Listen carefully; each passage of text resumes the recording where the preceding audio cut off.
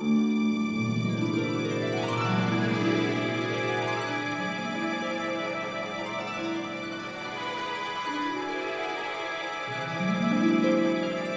Fredrik and I'm the filmmaker. And I'm Leilani Farha. I'm the advocate. So, Miss Farah, so we're back again. Yeah. And you know what? I was checking the numbers of podcasts. It's really important. We now have audience in 64 countries. Amazing. That is global.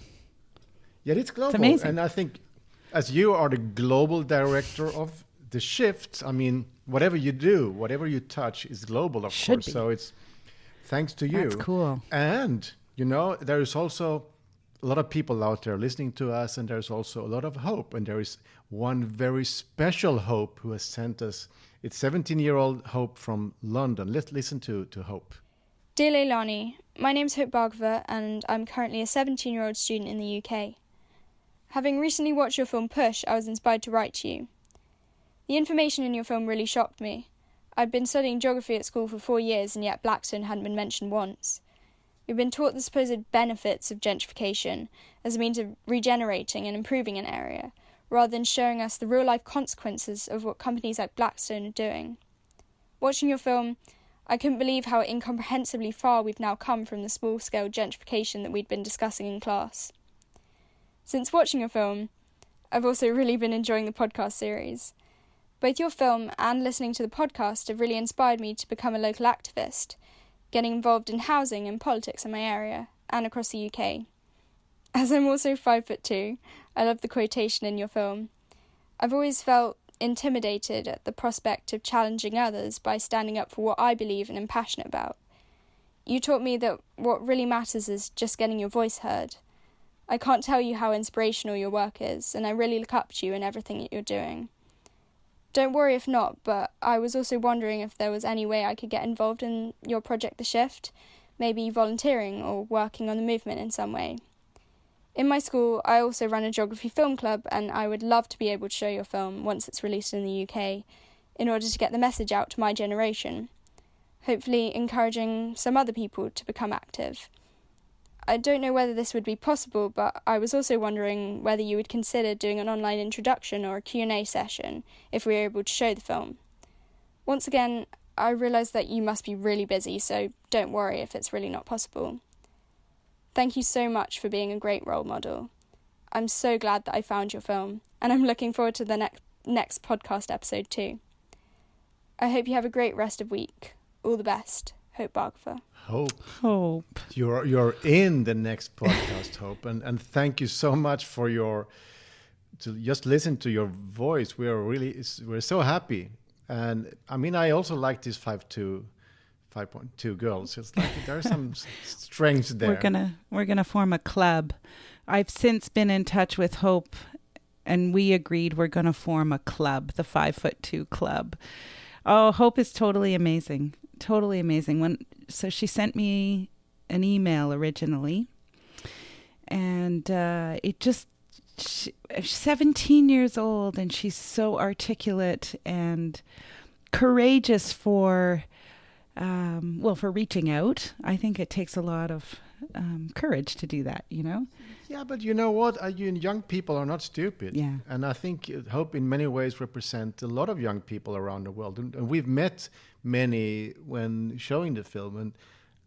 And Hope asked for screenings at her school, at the film club. We can make it happen because we also have a UK distributor who is working on the film. So we are doing a lot of those things, Hope. But also, the film in its career around Film Festival already got 2 jury prizes from the young jury in Docs Barcelona and also in Kassel, so in Germany. So the young audience is taking this film well, and I understand it because this issue is really very much about young people's life situation because about to get their first home and it's almost impossible.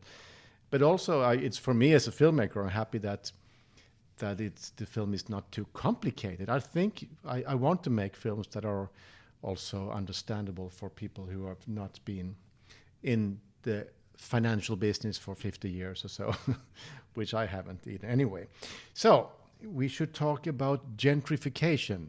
Leilani, gentrification. Yeah. What is that for you? Is that something you've been using in your work? Well, I love that Hope herself seems to have figured out that there's a big difference between what she had been taught about gentrification and what she learns in Push, which in my opinion is not gentrification. It is absolutely, I think that the distinction is super important. And in fact, Fredrik, it was you who first drew me to that distinction. You were really deeply troubled that people kept calling what we were witnessing around the world as gentrification. And you always said you think it's a sloppy term. So I'm interested to know sort of what about that gets you, or what made you land on that? Because in my neighborhood here in Malmö, a neighborhood called Möllevången, which was it's like a classical working class neighborhood that was then became an immigrant neighborhood in the 60s and the 70s, and then it became like a younger, a mix of younger working class and immigrants, that kind of vibrant, cool neighborhood, but still with a very low incomes. And we formed a community group in the 90s because we didn't want to have drug addicts in the playground for the kids. We didn't want the police to arrive late with swinging around. We wanted them to be there early on and to stabilize the community. We wanted a better school. We wanted a lot of things. We wanted the backyards to be greener and safer for us who live there. And so I think when a community is protect our neighborhood, I think that's a cool thing. Mm-hmm. And of course, in one way, when a community is moving or being responsible, yes, of course, then the neighborhood becomes safer, nicer to live there. Maybe some new restaurants and shops move in because we were driving some kind of gentrification. Right. But I mean, would a better alternative to be, let's more drug addicts in, let's kill some more people in the streets, it's because then, the gentrification might not happen. So I think, and it's also one other thing with this kind of gentrification thing is that you're pointing finger towards a gentrifier. Oh, have a look, a guy with a long beard, that's a gentrifier. He opens a hipster coffee shop. There is a gallery. The gallery is a gentrifier. Let's smash the windows of the gallery. It's a very stupid conflict, and you're actually framing the wrong enemy. And so I think that's a big mistake, and I think the left has been caught in this for 20 years. This gentrification thing, and by that they're also missing out a very important understanding on what's cooking. That's why that's actually one of the reasons I wanted to do Push, to better understand what are the driving forces in the changes of our cities. So I think actually we should listen to the trailer of the film. You won't see the beautiful images, but you will hear some people talk about this word, gentrification. Let's play the trailer. The first sign that you're going to have to leave your neighborhood is when vintage clothing shops show up. Then the housing value is going to go up, and then they're all going to get the push. In the Greater Toronto area of the last 30 years, housing prices have increased by 425%. Then we start asking, who's going to live in cities? Who are cities for? They want to raise the rent up to like $900 each. If it goes to $3,400, then I have to make at least $100,000 a year. I've seen the whole area change. They start buying up properties because it's a fantastic investment for them. When I hear people today saying it's gentrification, one reaction, an ironic reaction, is, if only. It's much deeper than that. Owning the house is only a means to making money. New owners have taken over. We haven't met them, we haven't seen them, we don't know anything about them. It could be Frosty the Snowman for all I know. I heard one of the councillors said, if you can't live in Notting Hill, then you shouldn't be in Notting Hill. Who the fuck is he to say something like that? I can stand in the middle of the street and no traffic coming. Paradisi fiscali sono il luogo dove capitalismo e legale si incontrano. Gold is not a human right. Housing is. We need to reclaim the fundamental right to housing. So that was the trailer of Push, and we could hear some voices from around the world. Michael Lewis Johnson, the bartender and musician at the Communist Daughter, which is called a very cool bar in what is called Little Portugal in Toronto, an amazing place and an amazing man. And I know Michael Lewis, he had to leave the neighborhood because it became too expensive. People, a lot of the people who has created a vibe in the neighborhood are all evicted, right. And they have moved out. So and then you could say, is this gentrification or is it something else? And we met also Derek Owens in Harlem. Do you remember we were up? Derek lives in a 1,700 unit block built like in the 70s, 80s in Harlem. And it's not a cozy place. And his rent was up to $3,500 a month. And he couldn't afford to stay. And is that gentrification? I guess my feeling about gentrification is there's something sometimes, like what you described in your own neighborhood in Malmö, Fredrik, there was something organic about what happened. And if you switch and look at this from a financialization point of view, there's nothing organic about it. The financial actors are just moving in wherever they can get profit, where they can extract profit from property or from land. And so it's not about creating nice parks or getting rid of drug dealers or even, it's not even about making sure that Fredrik can have his Cortado and a yoga studio to go to. It's something else. It's only about profit extraction. And I think that was Derek's experience. It wasn't that Harlem needed to be gentrified or the problems of Harlem have already been dealt with. The crime rates are down, all of that stuff. Harlem is in fact already a sought after place to live. It's that his rent was deemed undervalued. It was set too low, and those big financial actors know that they can move in and squeeze more profit out of the building. So, I mean, that's how I come to the issue, really. I feel like... talking about my neighborhood, it's still not totally safe. And, so a lot of people don't want to live there because it's too much drug dealings going on.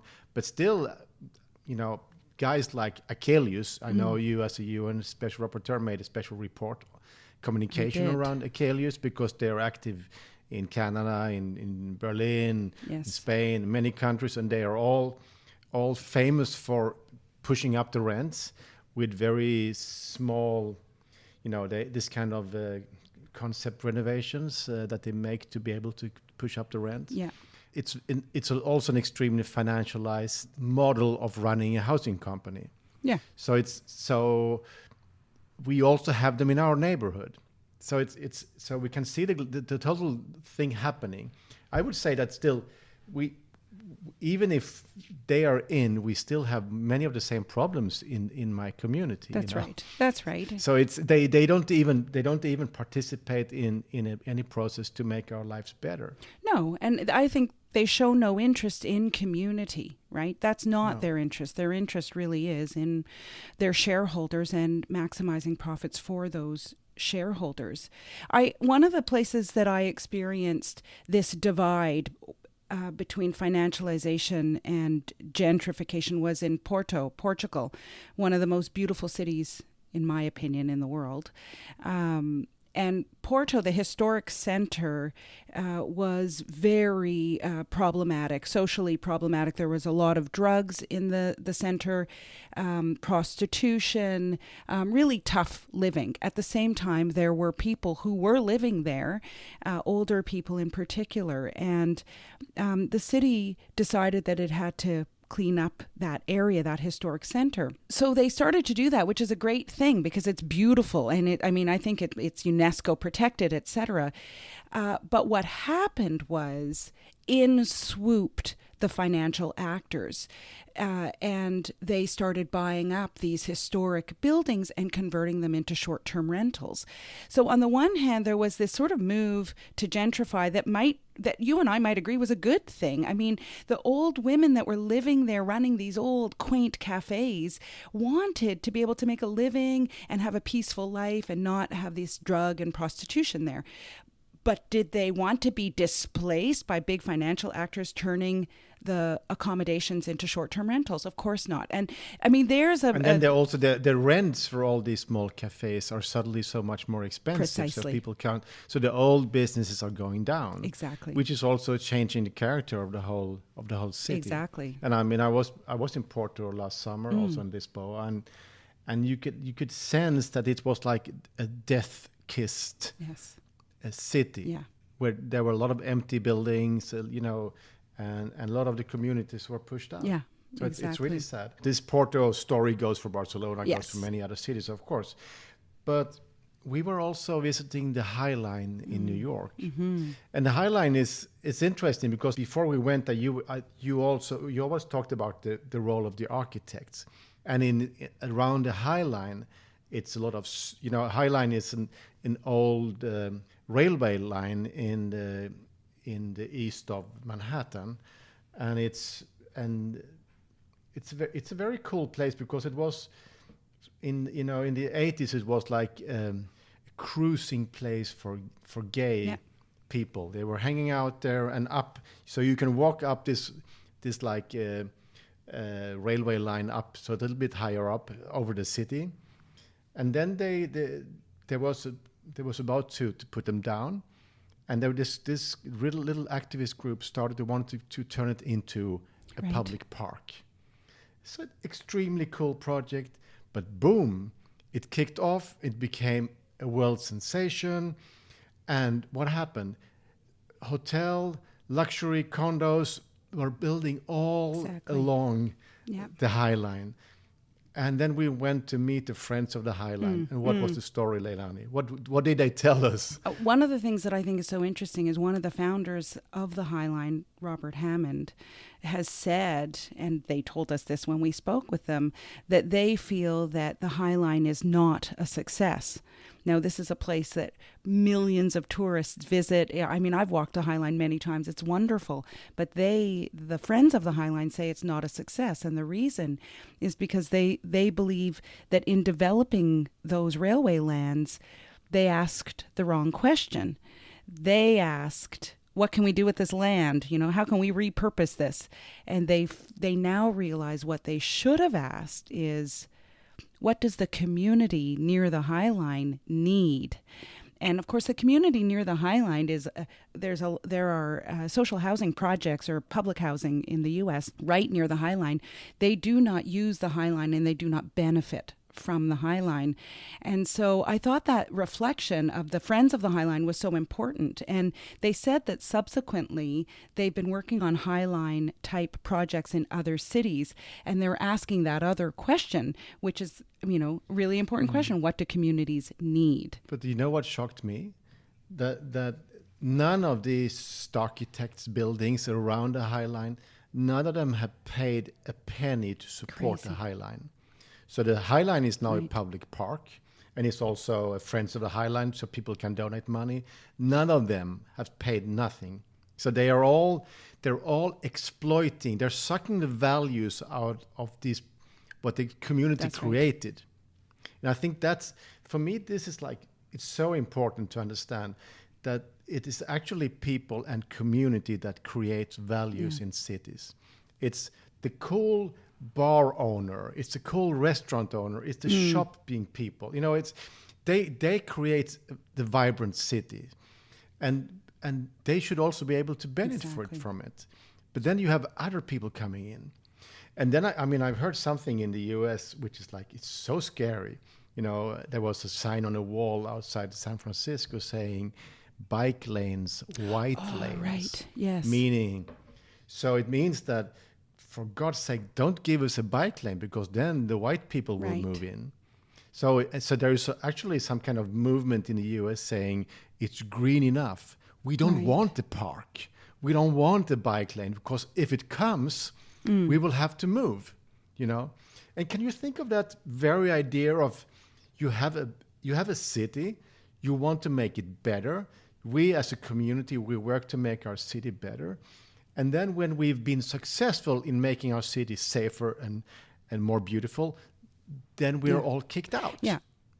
Because this is what happens with Michael Lewis Johnson, the musician at the bar in Toronto. He was a part of making his community cooler. And then, boom, you're out. And you can imagine if this applies on thousands and thousands of people in the city. So you make the city better, but all the people who created this cool city are all out. Exactly.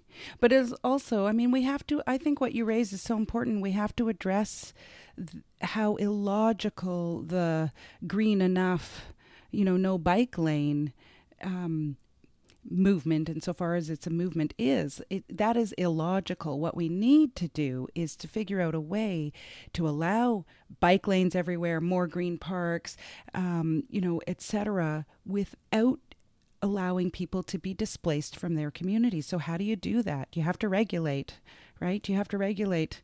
Exactly. You're totally right, because it provokes me so much. I made a film called Bikes versus Cars, so I'm really into making cities more sustainable. But, sustainable cities need to be also socially sustainable. It's not only about the environment, it's also about people. And if the financial actors who are so strong, if they don't care about people, then politics have to care about people, and that leads to some kind of regulation. I can't see any other way, because if they don't self-discipline, would be nice if they could, but then it wouldn't be Akelius or anybody else, because they just want to squeeze out as much money as possible. Yeah.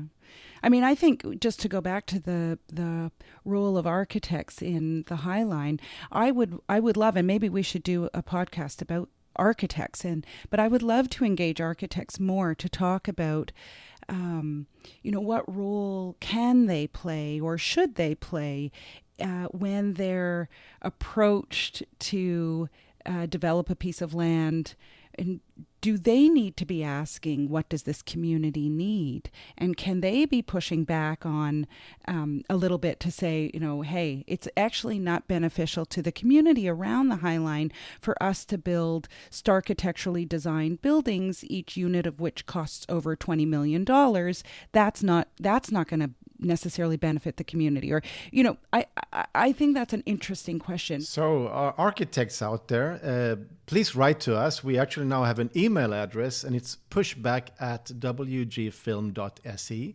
pushback@wgfilm.se. Write to us, architects, and tell us how we should focus on an episode on the role on your trade, the architects.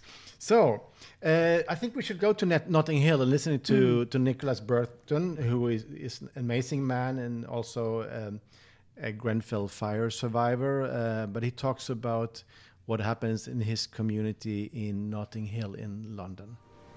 I was born just 5 minutes from here, and in the 70s and 80s and 90s, I've seen the whole area change. Some pop stars and people moving into the area because they like the vibe. The vibe is really cool. People who've seen the film, they come over from all around the world. They want to see where the Blue Door is. They want to see the bookshop. It became a very, very trendy place to live. And then the new school and new leisure centre, that's going to attract the wealthy people to come down to the area. And then they start buying up properties. Don't need to live there, but, because it's a fantastic investment for them. Better than putting it in the bank. Better than to put it in a bank. Nicholas, you're a sweet man. It's nice to hear your voice again. Notting Hill. I think it's a very interesting, iconic London neighborhood because it's very diverse, and they have the carnival, like a Caribbean carnival. It's like a classic London event. And now everybody who is a part of this carnival, they're almost all kicked out. Yeah. And when the social housing estates were built in the 70s and the 80s in this area, they were surrounded with really fierce slums. Now these estates, like the estates where Grenfell was, are surrounded with homes that are sold for £5 million or even more. So it's totally extreme. Yeah, and we need to be clear. I've seen it in my work. It's not that I think there shouldn't be a natural flow of people leaving an area and coming into an area. Of course, you hear about this neighborhood. Oh, that's a good neighborhood to live in. You might seek to live there. But governments have made it quite possible and very attractive to treat housing as an investment, to give tax breaks to people who have uber amounts of money that can be invested into housing. And so that's not organic. That is created by governments. So just to be like, I don't want to be perceived as thinking, or as someone who thinks, oh, no one should ever move from one neighborhood to another neighborhood, or you shouldn't seek a nice neighborhood. Of course that's going to happen, but there's a sort of organic way that can happen, and then there is the very highly structured way that governments have invited in financial actors to reap profits off of land. We talked about this in a previous episode, the one about corruption, the new normal. So, I mean, most of the houses in Notting Hill, for example, are bought from tax havens. So we don't even know who the owners are of these houses. And also Roberto Saviano explained to us that the criminal money have an interest of pushing up the prices because they sell and buy between different tax havens. So they have an interest to buy at a very high price because then they can hide more money. So, and this is affecting the community of Notting Hill. And of course, as Luke, we hear the mechanic we hear in the trailer, Luke Narcisse, he says that there was like a politician telling him that if you can't afford to live in Notting Hill, you should just go. So what do you say about that? I mean, as in your role as a human rights expert, what do you say? Yeah, I've heard that a lot. Not so much from governments, but certainly from people in the real estate industry. If you can't afford it, what are you doing here? I mean, Luke had deep ties to that community, and he should be able to remain, and that's human rights is very much about that. People not being displaced from their communities, that's part of the human right to housing. He's living with his wife and son in a one bedroom. That's the only thing he can afford. He works has his own mechanic shop. He's a hard worker, he's a very, very cool guy, but still it's too expensive, and his older kids they couldn't afford to stay in the neighborhood. What it exposes is the imbalance between protections for tenants and local residents and incentives for financial actors in the area of real estate. Tenants are very poorly protected the world over. This is not unique to Notting Hill. They're not provided with long-term leases at affordable rents. Affordability hasn't been privileged, right? It hasn't. Governments haven't said, we want to make sure that people can afford where they're living. And governments haven't been saying, oh, incomes are not rising in the same way that rents are rising. We better make sure that rents stay down low. I don't hear government saying that ever. No, but it's interesting because when in the film we also visit Kreuzberg in Berlin, which is like a very classic Berlin working class neighborhood with a lot of Turkish immigrants. Is famous for that, and also a lot of anarchists and now the rents were for new rents was up like 70%, over a few. So people couldn't afford to live there any longer. It totally changed the neighborhood. And we talked with a politician in the neighborhood. He said he was trying all the ways to stop this. And you think maybe we should make the UNESCO declare Kreuzberg as a cultural heritage. I would say the same for Notting Hill. Because the culture created in these neighborhoods are really valuable for the cities. It's like, what would London be without Notting Hill, and Berlin without Kreuzberg, and also my own town without my neighborhood, which is also where the vibe is. So can you let criminal money, can you let Blackstone or Achelius decide the future of our cities? Shouldn't that be in the hands of the people of the cities? A simple question from just a filmmaker. Anyway, in the film, we have the love of our lives, the amazing Professor Saskia Sassen, and let's listen. There is some clips from the film, a little bit more that were also from the outtakes from the material. Let's listen to Saskia. And so when I hear people today saying it's gentrification, one reaction, an ironic reaction, is if only.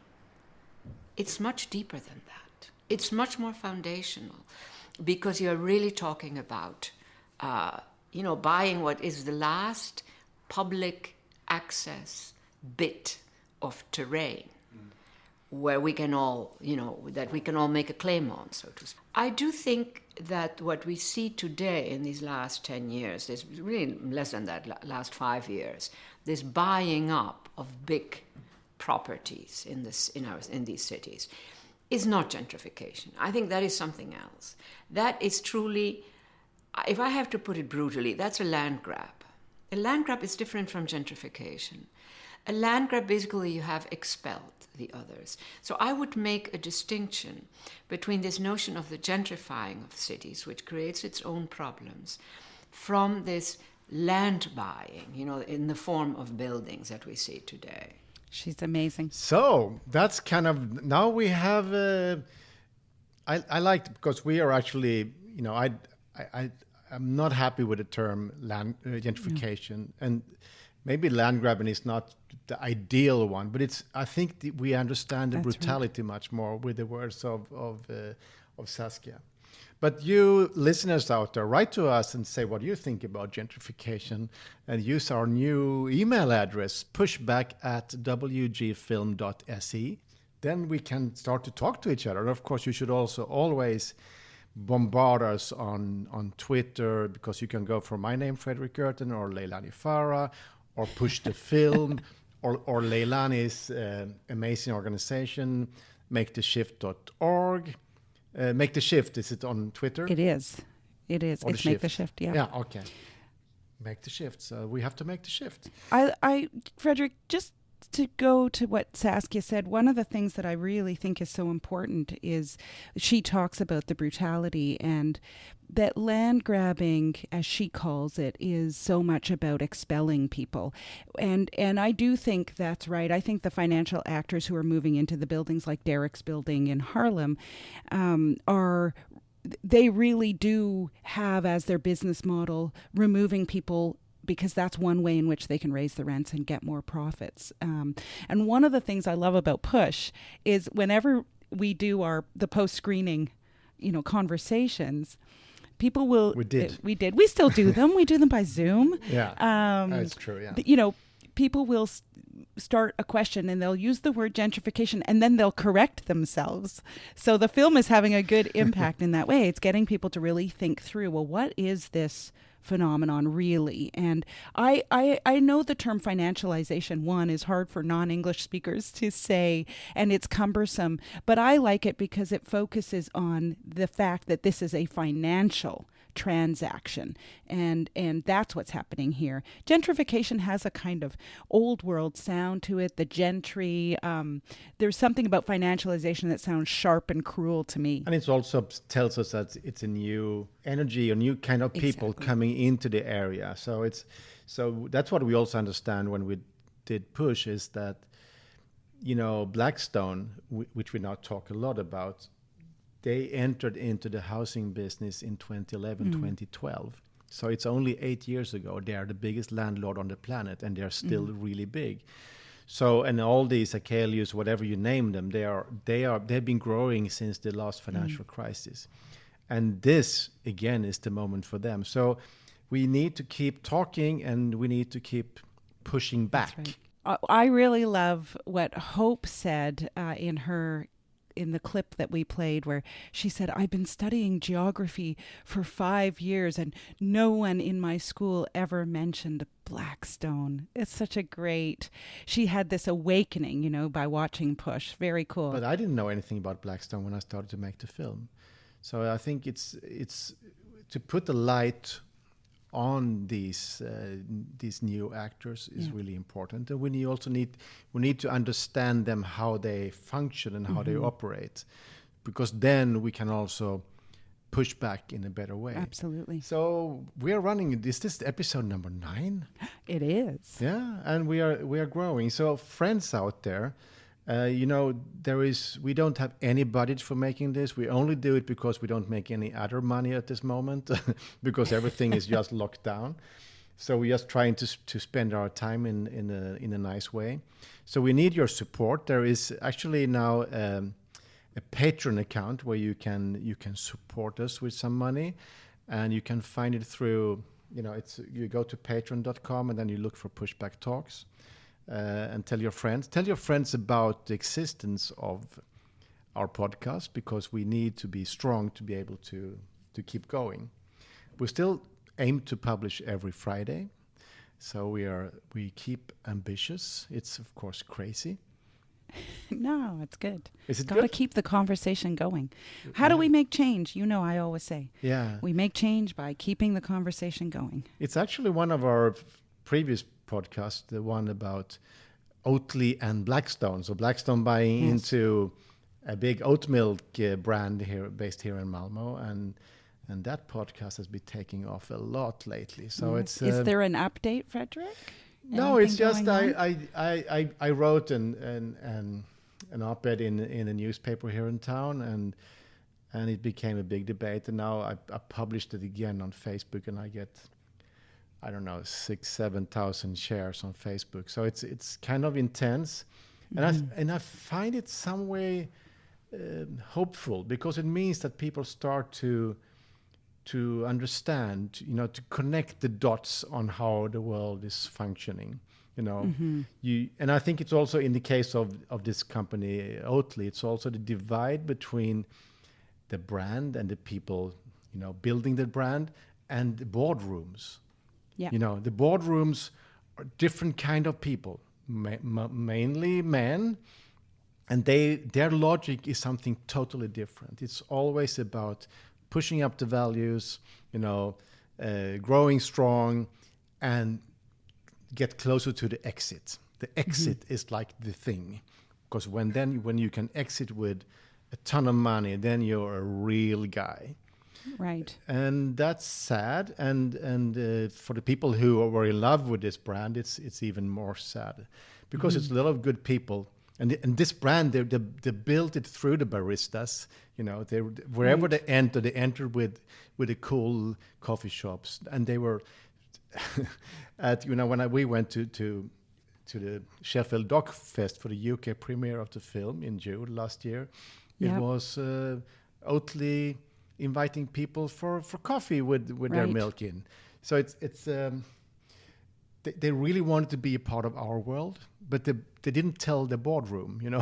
The boardroom went somewhere else. Bit sad. I love the divide, though, where Oatly has been trying to say this is for the good of the planet, inviting Blackstone in. This is good for the company. And the people are just saying, from what you're telling me, no, we don't buy it. We don't want it. We don't think this is good for us or for the company or the planet. Pretty cool. That's how it works. So it can be punished if you talk widely and smoothly, and then it's not reflected in your actions. And if you work together with people who actually make the rent much more, imagine these coffee shops. the cold coffee shops. When the Blackstone model is applied on their neighborhood, the price goes up for their rent, you know. So it's like and now Oatly is working with the people who are making their life more expensive. Bad thinking. Anyway, a pleasure to talk to you, Miss Farah. Likewise, Mr. Gerten. You are my favorite advocate, I must say. And I'm looking forward to talk to you again very soon, like next week. Me too. Okay, take care. Bye, Fredrik. Bye.